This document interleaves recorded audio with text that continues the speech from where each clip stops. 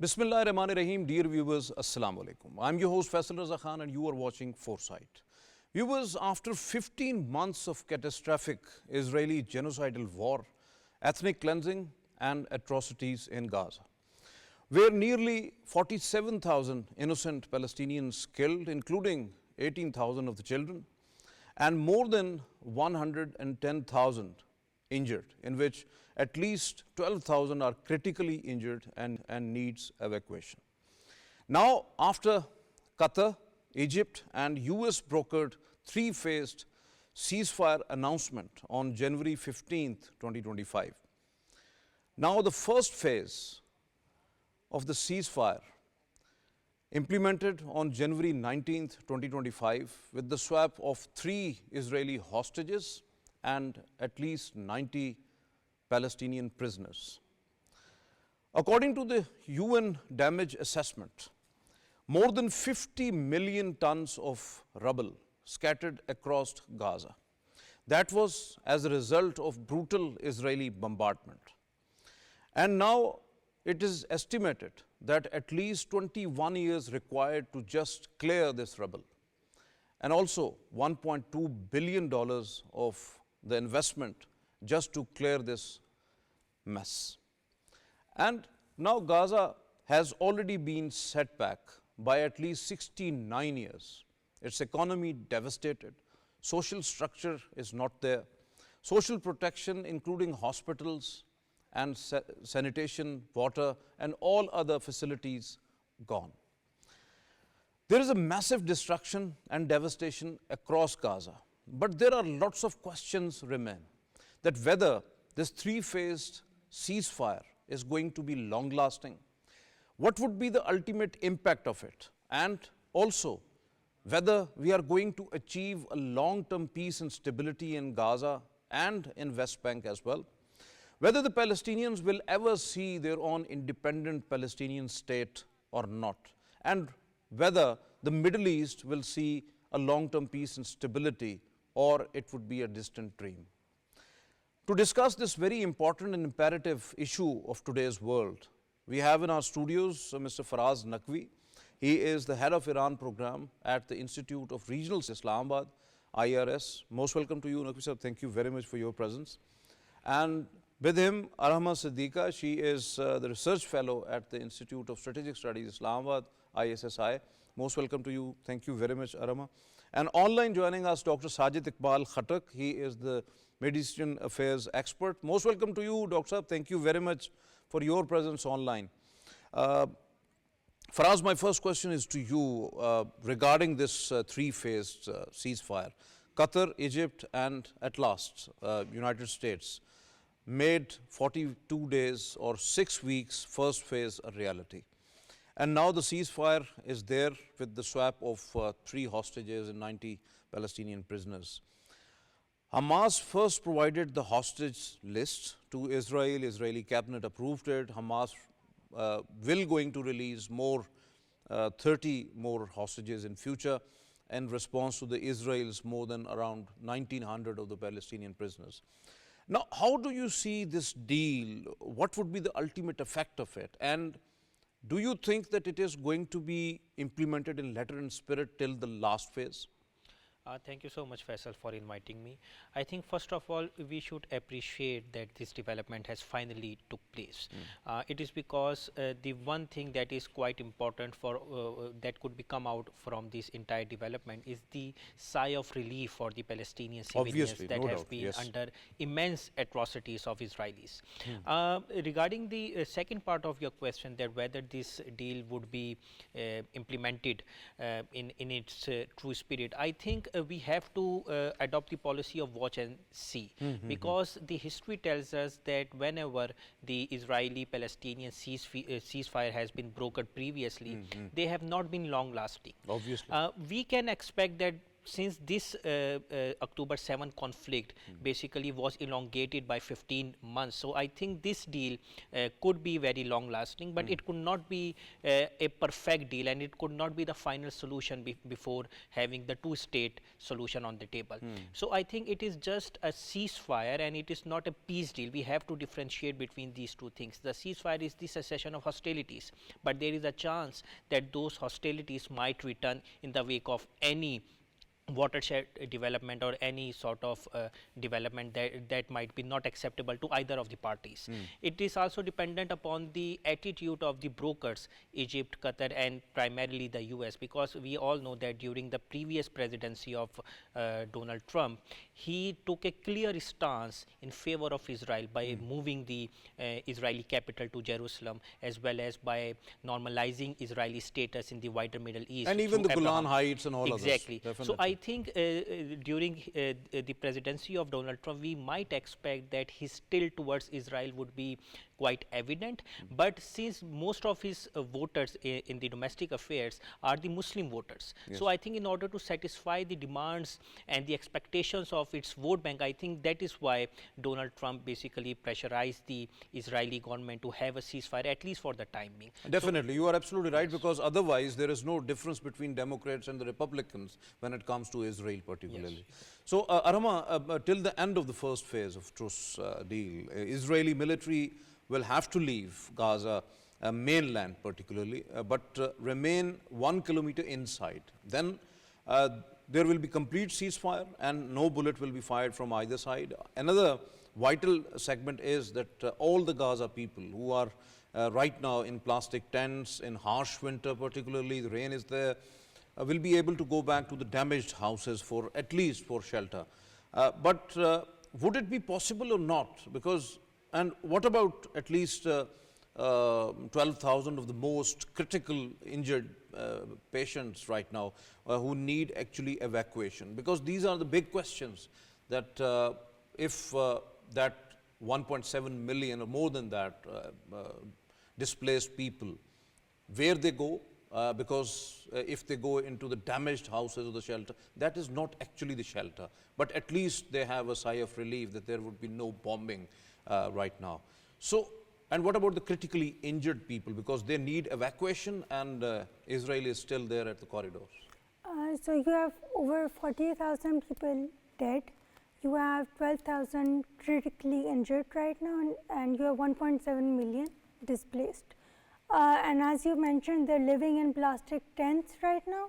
They're returning, or their only chance of returning is to return to rubble. Yes. They don't have home, they don't have infrastructure. So, and Israel has not been known to keep its promises. So, as far as bombardment or firing bullets is concerned, that's, as Faraz mentioned, a wait and watch policy.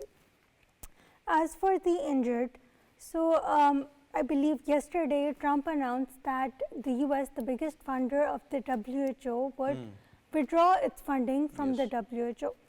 And because the healthcare system in Gaza is already underfunded, thanks to Israeli bombardment, it is near breaking point. When you remove WHO out of the equation, again, it's a wait and watch policy to see if those 12,000 critically in need of aid, medical treatment, will be evacuated from Gaza. Definitely, you're absolutely right. Dr. Sajid, how do you see the first phase of ceasefire, which was observed wholeheartedly by Hamas and released 3 captives? Israel observed it partially by delaying the release of 90 prisoners, violated and killed at least 2, including an innocent teenage boy by the Israeli snipers, injured at least 8 others. Also, at least 6 Palestinians have been killed in Israeli attacks on the Jenin refugee camp in the occupied West Bank, while so far around 1,500 aid trucks entered Gaza, including the north of Gaza. So how do you see the Israeli reluctance of accepting this ceasefire wholeheartedly? Thank you, Faisal, for having me on your show.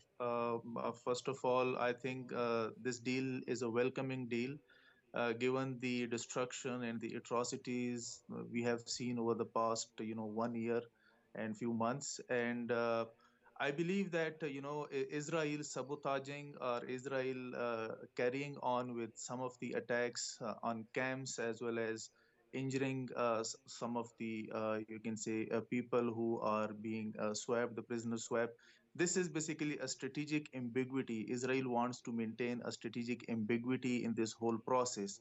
And moreover, it is also a face saving for Israel, because we have seen that Israel has not achieved any of their strategic objectives. That was, eliminating Hamas from Gaza and carrying on with ethnic cleansing.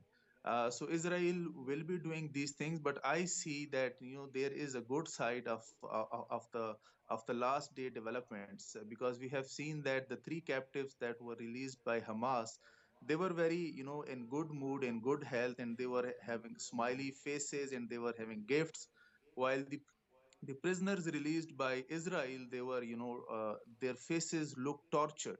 So this is basically deconstructing the narrative that was developed by Israel about Hamas, that Hamas is basically an aggressor.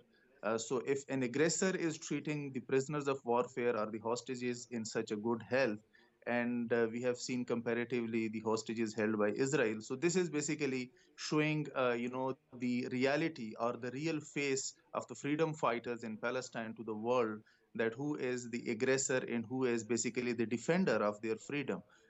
So I believe that the main purpose behind accepting of this truce or this ceasefire by Israel is that they want to get back their prisoners, their hostages, and I don't see any. I'm not optimistic about the sustainability of this ceasefire.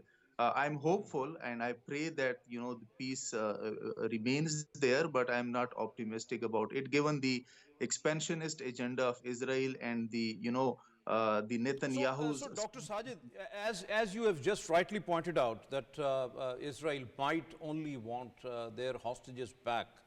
What makes Israel to have ceasefire in Gaza, whether it was internal factor like hostages, families' pressure, agitation against the de facto Prime Minister Netanyahu, or economic deterioration, no objective left in invasion for its military, because you know that the troops always exhaust when there would be no objective left, or the soldiers' suicide, because hundreds of cases came when most of the soldiers deputed in Gaza have committed suicide. Internal rifts within Israeli de facto government, or it was because of the Trump administration's assertions, pressure, as the Trump was clear to have something, some sort of a deal before January 20th, 2025, as Biden actually failed earlier to convince Netanyahu to have such kind of a deal when he has given the formula in May 2024. It's just for the US face saving when we are talking about the Zionist hardliners were calling it as a hostage deal rather than the ceasefire deal. Faisal, I think the reasons for the ceasefire is the result of all those factors that you just mentioned in your question, and more importantly, basically, Israel has this realization that fighting an asymmetrical warfare with a non-state actor, it was not a direct conflict between two conventional armies. It was a conflict between a state actor and a non-state actor. And Israel had this precedence in Afghanistan, in Syria, and elsewhere, where non-state actors, achieving zero-sum outcome in a conflict with a non-state actor who are always, in an asymmetrical warfare and who use guerrilla warfare, is not there, because the United States has struggled for 20 years in Afghanistan, and they failed. Similarly, Bashar al-Assad tried, for a decade, over a decade, and they failed, and finally the non-state actors succeeded. So this realization was also behind this motivation of Netanyahu, that he is in an unending war, and he wanted to have some sort of face saving in the form of this ceasefire. And Donald Trump's, of course, this was one of the external variable or determinant of this ceasefire, where Netanyahu, of course, we all know that there are some very good relationship, personal relationship between the families of Netanyahu and Donald Trump. and that relationship is going to shape the future conflict in Israel and Palestine. But for the moment, this was a kind of a face saving for Netanyahu to come out of this unending war and bring the hostages back home. And once they settle down, then there are two possibilities. If you allow me, I can talk about it. There are two Definitely, why not, possibilities. please? Yeah, one is that which can ensure a kind of sustainable peace in the region is that Donald Trump pursue the extension of Abraham Accord, and they include Saudi Arabia into this Abraham Accord, and they also pressurize Iran, which of course is having now internal pressure as well on the Iranian government, because Iran has been very defensive in this whole episode of conflict between them. And if Iran also supports this Abraham Accord peace deal, extending to Saudi Arabia and some other Muslim countries, because the main supply line of Hamas and Hezbollah and other freedom fighters in Palestine is Iran. This is not a hidden fact. So if this thing is ensured by the Trump You are presidency. absolutely right. You are absolutely right, because Saudi Arabia and Iran must have to be on board when it comes to Abraham Accord, and we'll talk on that later. Faraz, what it means when Trump's incoming national security advisor, Michael Waltz, said that the Hamas is not a terrorist organization anymore, and they will never govern Gaza again. He expressed cautious optimism on ceasefire deal as well. Waltz also hinted a possible Arab-supported security force or some mix of Palestinian force, also to look into the security. And the Palestinian Authority President Mahmoud Abbas just announced that he is ready to take responsibilities in Gaza Strip. So how do you see the optimism and what Dr. Sajid is actually saying, a cautious optimism about the ceasefire deal? And today, just yesterday in fact, Donald Trump also said that he is not much optimistic about the fragile truce in Gaza. Well, Faisal, we have to first look into the post-war objectives. So, the first of all, the first objective of the post-war reconstruction effort in Gaza is the governance issue. Obviously. And no one wants Hamas in the picture, whether it be the US or Arab capitals or Israel, of course. So, the first objective is to just keep Hamas out of the Gaza in the post-war era. And by keeping Hamas out of this this picture, the main aim is to keep Iran out of this picture. It will serve two purposes. The first one is the irritant of Hamas as perceived by some of the Arab capitals as well as the US. The irritant of Hamas would be wiped out, and it would pave a way towards the reconciliatory process that would be beneficial for Israel as well as the US. The second thing is, by keeping Hamas out and by keeping Iran out, we have the Trump's objective of expanding the Abraham Accord to other Arab countries could be materialized. So I think in this way, the normalization process and the legitimacy of Israel could be envisaged by the US, that would serve the US its purpose in the Middle Eastern region. Because if we have a normal Israel and if we have the rapprochement between the Arabs and Israel, it would help the US as well to recreate its influence in the Middle East, which is right now being to a slight extent being diminished at the regional level by Iran and at the global level by Russia and the China, because of the huge investment and the military ties of Russia. So I think the whole Levant region is quite essential for the US as well as Israel to expand their influence in the Middle East. In this way, Hamas under Gaza under Hamas would be the first objective, followed by the situation in Syria, and then followed by situation in Lebanon. So I think when all these three major states would have a friendly government that would be beneficial for Israel and the US, then I think the core objective of the ceasefire would be reflected, and that is not to give some sort of relief to Palestinians, but to extend their national interest and to play the power politics by the hands of the US and Israel. And obviously to strengthen Israel as well in the region. That is the core issue. So Arhama, we were talking earlier about the WHO and the restrictions and the pulling out of Trump, United States aid actually from WHO. So what about the future of the UN entities in Gaza Strip? Because actually Gaza people need assistance of the United Nations and their agencies right now.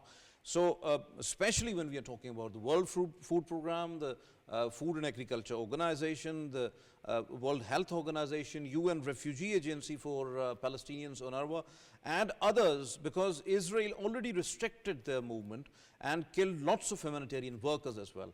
While questions about Israeli withdrawal from Philadelphia corridor, including the Rafah corridor crossing, which was huge demand from Egypt, and given the guarantees that no weapon will be passed through the corridors. So how do you see this important aspect, particularly in the humanitarian flag?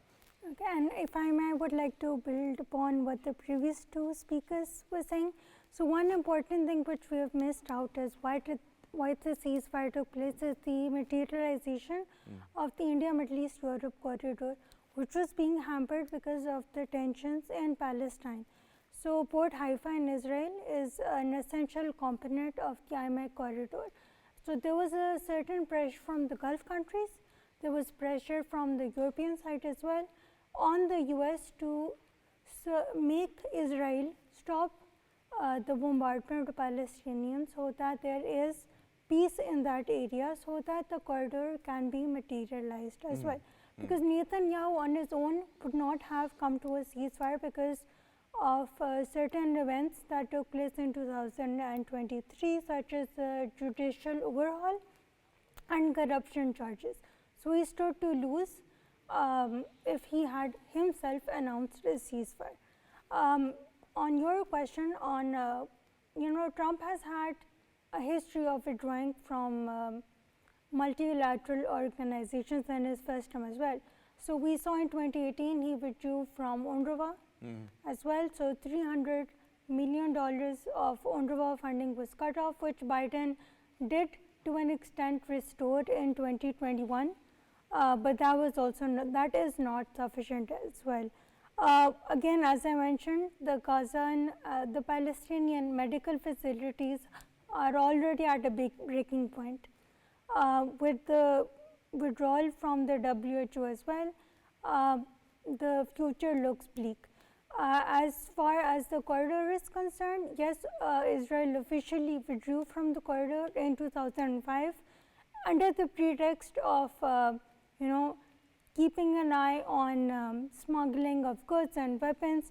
What Israel essentially wants to do is have a vantage point to assert its dominance. So the question rises, Arhama, that why Israel wants to control so-called Philadelphia corridor, including the Rafah crossing in at the Gaza-Egypt border, and also the area carved out that cuts off basically the northern Gaza from the southern Gaza, known as the Netzarim corridor. As Israel intends to have the checkpoints, the guard towers, the military installations, fences, scanners, cameras, surveillance equipments, closed roads, and so on. And is it not an occupation, bisecting or cutting the northern Gaza from the rest of the territory? And that's why the Hamas was earlier reluctant to accept such kind of condition there. At this point, particularly when the condition is inhuman there, and it's a clear humiliation for the people of Gaza living in that territory. So that's the word, it's humiliation, added humiliation, even though the ceasefire is there now in place after a delayed start, I must say, by Israel. The thing is that Israel wants to continue in any capacity to assert its dominance over the Gazan people.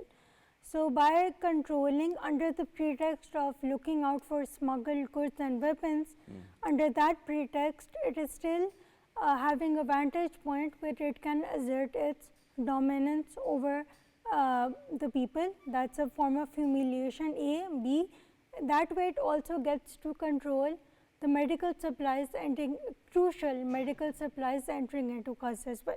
So when you couple that with Trump withdrawing from WHO as well, and the Gazan medical system already at a breaking point, and you have Israel having checkpoints and roadblocks all into Gaza and monitoring, surveillancing everything into Gaza and out And of Gaza. unfortunately, Trump has already a then policy of yeah. taking revenge through Yeah, getting out of different multilateral organizations, Yeah. always cutting aid and also imposing tariff when it comes to trade and all that. So, Faraz, what do you think about the complete withdrawal of the Israeli occupation forces from Gaza? Because it seems that they intend to be there for long. Especially in northern Gaza, and don't intend to leave because Israeli de facto Prime Minister Netanyahu don't want it due to the Hamas threat, so-called threat, as reports suggest that Mr. Mohammed Sinwar, the Yahya Sinwar's brother, presence there, along with Izzuddin Haddad, the military head in northern Gaza. So how do you see, because Hamas is actually defending their territory. They are having no designs to that. But even Israeli existence is at the occupied land. So why the world is not going towards Israel to condemn and to have some sort of a solution of a Palestinian state, and all the occupied territories must have to be retrieved from the Israeli occupation? Well, Faisal, we need to understand that only the first phase of this ceasefire deal has been materialized and has been implemented. Yeah, definitely. Is being implemented. It is. The details of second phase and the third phase is to be decided during the first phase. Yes. So the complete withdrawal of Israel is intended to be during either the second phase or the third phase. And if during the first phase the negotiations would not be successful, then we are not going to see the complete withdrawal of Israel, as you have mentioned. And I personally think, in my personal opinion, that Israel wants to have some sort of footprints inside the Gaza territory because of two purposes. The first thing is, as you mentioned, the existence of military apparatus of Hamas, because Israel has the threat from that military apparatus, because as per the reports suggest, the return of Israelis towards northern Israel has not been. And Israel has the habit of creating buffer zones between the de facto Israeli state, illegitimate state of Israel, and the rest of the territories. Because we have seen in the case of Golan Heights, when the toppling of Bashar al-Assad regime was there in Syria. We have seen in Lebanon, from the Blue Line to Litani River. We have seen with other territories, and now in Gaza in northern side. Yes, so in order to create the buffer zone and in order to have its presence inside the Gaza, it would serve Israel two purposes. The first thing is that Israel thinks that by creating a buffer zone, it could prevent another episode of similar situation like October 7 attack of Hamas. And Israel also aims to somehow prevent the smuggling of weapons or military aid that has been provided to Hamas or Palestine Islamic Jihad, because the leadership, under the leadership of Yahya Sinwar's brother, it is expected that Hamas could be more aggressive, because his brother is more of a militant type instead of a political type, and he has close ties with Iran and the overall Iran-led axis of resistance. So I think in order to prevent the smuggling of those weapons and the interaction, military to military interaction between Iran or other funders, sponsors of Hamas and Palestine Islamic Jihad, that is why Israel wants to have some sort of presence there. But I think if Israel intends to do such thing, that I think the ceasefire would be break down sooner or later, because it is not the intended way of concluding the deal. It's kind of a fragile ceasefire right now, Exactly. and it is going to be lethal if that is going to be break down. Dr. Sajid, even during the negotiations and soon after the ceasefire agreement, Israel insisted to have, it will continue to bombard or target any area inside Gaza when and where required during the agreement. Means a carrot and stick policy will continue when it comes to Tel Aviv. Hamas wants written guarantees that during agreed ceasefire period, Israel will not attack, but Israel and the United States both not ready to give any sort of a written guarantee to Hamas. So how do you see this situation right now? And Trump just yesterday said that it is Israel-Hamas ceasefire will hold or not. It is going to be a fragile one in future as well. So how do you see this outcome of ceasefire? I think you have used the right nomenclature for this. It's a carrot and stick policy will go on, and why Israel would like to go the way it is going is because Israel would not like Hamas to regroup and you can say reorganize themselves, and because majorly their infrastructure is destroyed by Israel. But somehow Hamas, of course, would be looking for regrouping and trying to gather strength. I know the main reason why Hamas started this conflict with Israel on October 7 was that Hamas wanted to derail the Abraham Accord and the peace, the broader peace going on, the peace process going on between the Arab states and Israel. Mm. So, even now, if Israel fails or the United States of America fails to ensure Abraham Accord or the expansion of this peace between Israel and the Arab states.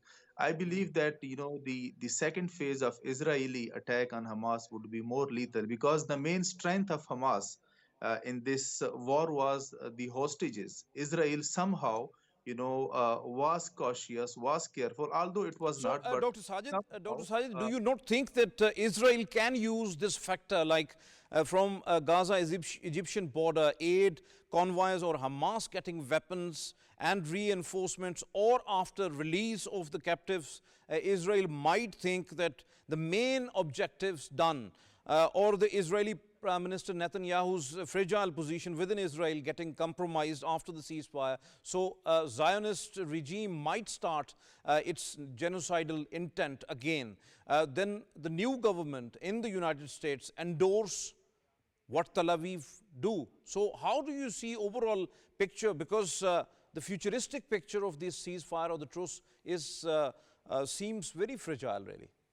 I agree with you, Faisal. This is what I'm trying to say is that if this peace or this ceasefire do not become successful, then the other side of the story is going to be more dramatic and is going to be more painful for the Palestinian and for the Gazans. Because I was listening the interview of Joe Biden with one of the newspapers were there. He was saying that Netanyahu used to convince Biden that since you did carpet bombing in Japan in order to ensure the war victory against Japan, so why can't we do the same in Gaza? This means that Benjamin Netanyahu is very clear about ethnic cleansing, and this is the only way forward he can ensure their expansionist agenda in the Middle East. So this will only be stopped. Ethnic cleansing or these things can only be stopped if the regional actors, because one of the reason why Benjamin Netanyahu was so ruthless, was so brutal in his war strategies against the Hamas was that there was no tangible response even from the Muslim countries as well. This gave him confidence that even if he go further with the war in Gaza, he is not going to face any resistance except Iran. And even from Iran side, but we have seen the exchange of multiple, you can say, missile attacks between Israel and Iran, but that was quite for the face saving on either side. So again, we can hope for the best, but things are not going very, you can say, on the positive side in the time to come. Your point well taken. Faraz, what about the US driven, as you were talking about, Dr. Saab is talking about Abraham Accord? That is the main center point. Palestinians and the Arab factor, as that's the lost legacy of the President Trump, drifted away because of the Palestinians were completely ignored at that time. Then Israeli invasion and genocidal war in Gaza. Now the US wants to get it restarted. But Arab states want practical steps on ground to stop war, first of all, permanent peace in Palestine, all territories, reconstruction and independent state of Palestine. And that's why the second and third phase of the peace deal is very, very imperative. How do you see that?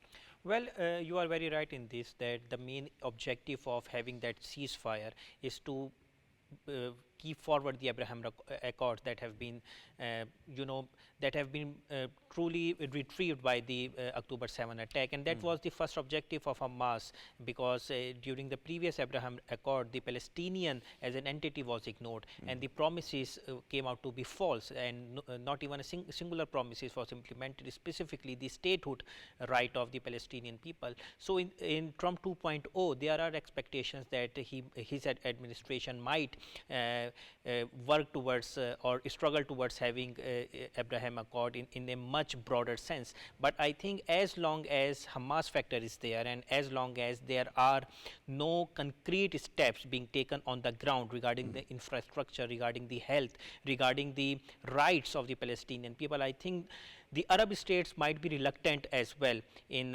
fostering ties with Israel. And it is not because of the state mentality, it might be because of the pressure coming out from the societal level, that if the Arab states would move forward toward having some kind of working relationship with Israel, they might have to face some sort of backlash from the societal level as well. And I think the case study of Syria in this regard is very important, because we have witnessed after 11 or 12 years of civil war that this societal pressure on the state has no match on it, and state or administration would have to surrender to the wills of the masses as well. So I think the Arab states, Arab capitals would be quite cautious in extending their ties with Israel, because by doing so, there is a chance that they might risk their government, or they might risk their leadership role in their respective countries. Arhama, what you say about the Arab world is really cautious on their relations with Israel and Abraham Accord particularly? Yes, I believe so. They're cautious because there's a huge gap between what the leadership thinks and wants and what the people want, especially after 7th October 23, the events of 7th October. So while the leadership, particularly Saudi Arabia, want to implement the Abraham Accords, as I mentioned, the IMA corridor is at a halt because of the events of October 7th. There is still a cautious approach towards the Abraham Accords, but in all probability, Trump will make sure that they do happen in his second term as president. Your point well taken. Dr. Sajid, it is said that the third and the last phase will guarantee the reconstruction.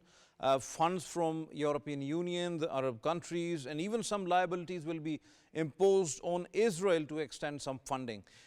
All borders of Gaza will get reopened, then a final drive for the Palestine as an independent state, and draft will be shared. Do you think that things will be like that in future?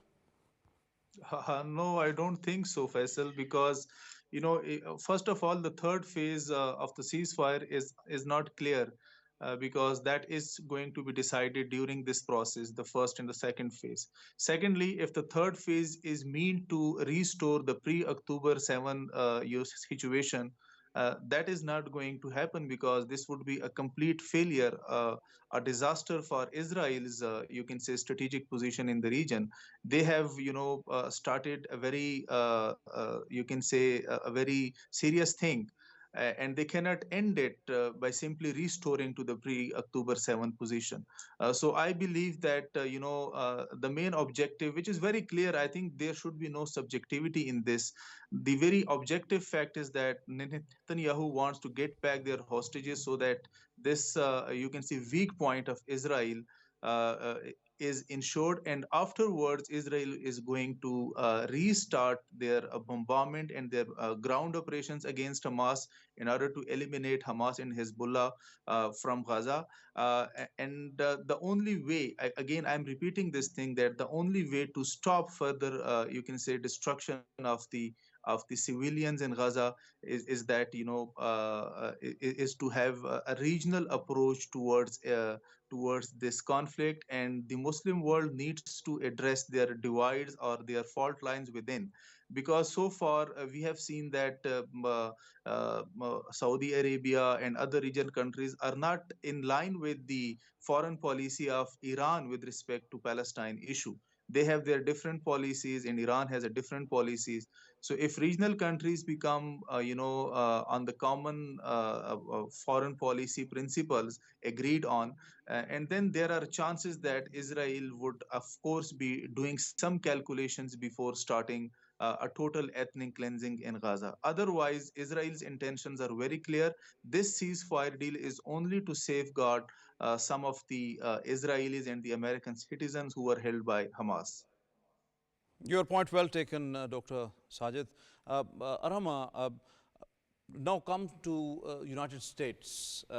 What about Steve Charles Witkoff, a Jewish himself, an attorney, a real estate investor, developer, President Donald Trump's, US President Donald Trump's business partner, man behind the millions of dollars of the huge fundraising campaigns, and expected special envoy for Middle East.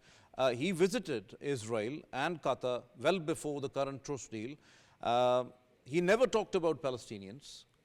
Same as with the proposed US ambassador to Israel, former Arkansas Governor Mike Huckabee, ambassador to the UN as well, Ms. Ellis Stefanik, and for the National Security Advisor Michael Waltz. President Trump also called if Israel hostages not released, all hell will break out. So in presence of the hawkish cabinet of the President Donald Trump and primarily pro-Israeli cabinet, do you think it's not a hostage deal and a ceasefire deal, and in future it could be a peace deal? Do you think so? I think we would be overly optimistic to think that the ceasefire will hold onto the future. As you mentioned, the cabinet, new administration is full of hardliners. It's a hawkish cabinet with Trump at the helm of it all. Trump's a businessman. We should not forget economics is his focus. So this deal was more focused on hostage releasing and to bring calm to Israel, bring peace to Israel, and yeah, so we would be overly optimistic to even believe that this ceasefire will hold, given Israel's history of withdrawing from ceasefires before. Okay, Faraz, it looks that temporary ceasefire done because of the US President Donald Trump's inauguration, as Israel intend to take the US along, including President Trump and his hardliner hawkish and the pro-Israeli cabinet members, then Israeli PM, de facto Prime Minister Netanyahu, and the other hardline Zionists don't want it to finish this genocidal war and intend to achieve the greater Israel plan. So do you not think that the conflict just suspended, not ended, and could trigger again? Well, Faisal, we should not forget two aspects. The first one is that inside Israel, there is no moderation. Yes. Either one party, Netanyahu party, is on the right, and the opposition party is even more extreme, the far right. So if there is similar sort of views having variances in their degree, I think the probability of the success of the ceasefire or the peace deal is quite difficult.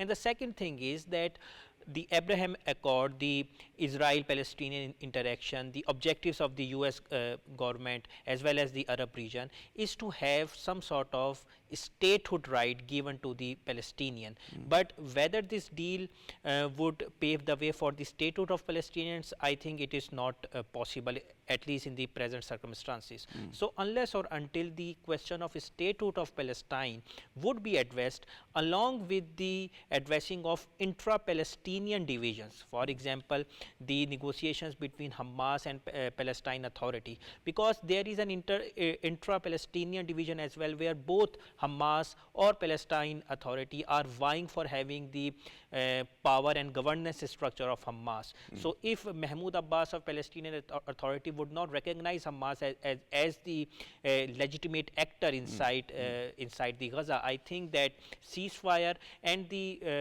ceasefire would not not only the ceasefire would not be successful, but the future goal of granting Palestinians the right of statehood would not be envisaged. You are absolutely right. Thank you very much, Faraz, for being here in the studios. Thank you very much, Arhama, for your presence. Thank you very much, Dr. Sajid Iqbal Khattak sahab, for your presence and candid views, elaborative views on the topic.